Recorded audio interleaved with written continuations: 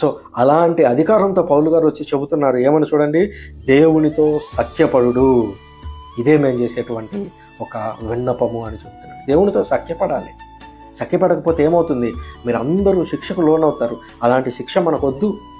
దేవుని దగ్గరికి వెళదాము, సఖ్యపడదాము, దేవునితో సంతోషంగా ఉందాము. ఇది ఆనాటి పౌలు గారు కోరుకున్నది. క్రీస్తు పాపరహితుడు, కానీ దేవుడు మన నిమిత్తమై ఆయనను పాపముగా చేశాడు. ఏలైనా ఆయనతో ఏకమొగట వలన మనము దేవుని నీతిగా రూపొందవలనని అటులా చేశాను.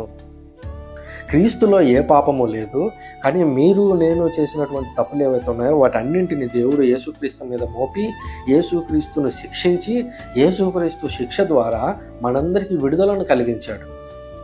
సో దానివల్ల మనకు జరిగేటువంటి ప్లస్ పాయింట్ ఏంటి, ఇప్పుడు యేసుక్రీస్తు ప్రధాన యాజకుడిగా తండ్రి చెంత ఉన్నాడు.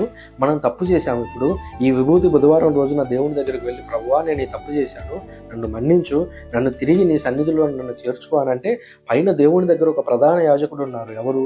యేసుక్రీస్తు. యేసుక్రీస్తు చెబుతున్నాడు తండ్రి దేవునికి, తండ్రి ఇదిగో అతని నిమిత్తమై నేను శిక్షను అనుభవించాను, దయచేసి అతన్ని మన్నించు అని చెప్పి ఈనాడు మన పక్షమున దేవుని చెంత ఉండి యేసుక్రీస్తు మాట్లాడుతున్నాడు. ఆ యేసుక్రీస్తుకు ప్రతినిధిగా ఇప్పుడు పౌలు గారు వచ్చి సఖ్యపడండి అని చెప్పి మనకు వివరిస్తూ ఉన్నారు.